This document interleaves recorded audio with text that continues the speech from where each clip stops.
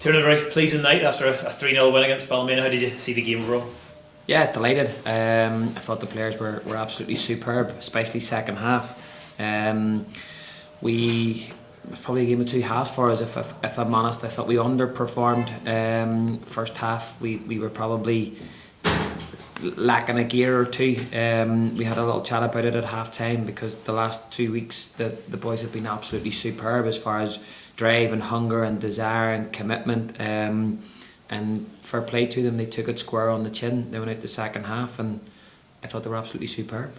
What was it that you wanted to see, or maybe wanted to see more of at half time?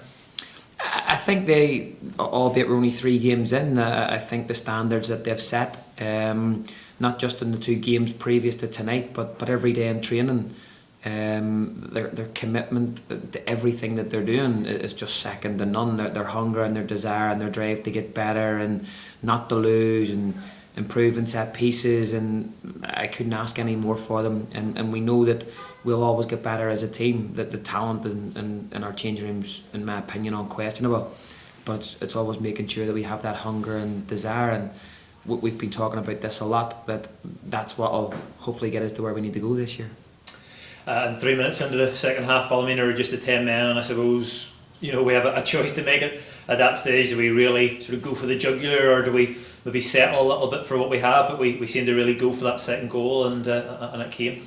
I think when we faced this last week against Glenavon, it can at times be more difficult when you're playing against 9 or 10 men, because you now get yourself in a little bit of a panic station. You think that they're reduced men, you have to go and score goals. Now it's a must win, and I have to give great credit to the players, especially on the pitch, because how they managed the second half when they were down to 10 men was absolutely and utterly fantastic.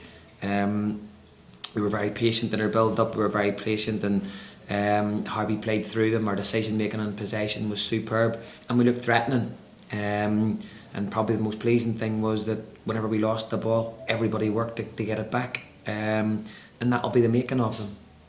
And Paul O'Neill grabbing 2 of the 3 goals in his last 2 games, and it was all those things that we said after Glenavon very much apply again in terms of confidence with strikers and getting off the mark and moving forward.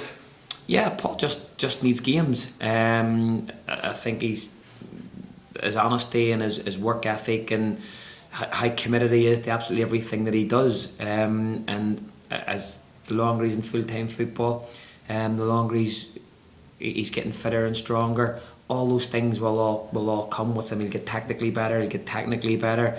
He now just needs to keep working hard, and I have no doubt Paul will reap the rewards. The 2 goals that he did score probably were quite pleasing in terms of sort of arriving in behind Lee Bonus and showing the composure he did for the second goal. So 2 different types of goals maybe in some ways, but two very pleasing goals from our point of view. Yeah, and I think the longer that Paul and Lee play together, they'll get more of an understanding, and it's like anything.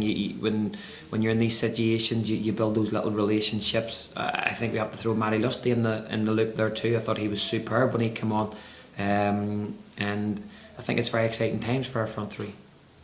And just 1 goal now conceded in 180 minutes of league football so far, and that's the other side that will please you and the coaching staff, I'm sure, when you sit down to analyse it. Yeah, again, we talk about clean sheets giving us platforms. I think with the personnel we have, we're always going to score goals and we're always going to threaten, and it's really important that we give the front 2, 3, 4, 5, whatever it may be, that we give them the platform to go and score goals. And if we can keep the back door shut, I think that'll give us a real chance. And this is our last post-match interview while the transfer window is still open. What can Larne fans possibly or maybe expect over the next week or so? Again, irons and fires, and that's where we are. If we are actively looking, there's no doubt about that. We're all on the go here. We know there's positions that we would like to bring in, but we just have to wait and see whether they drop or not. Super. Thank you. Thank you.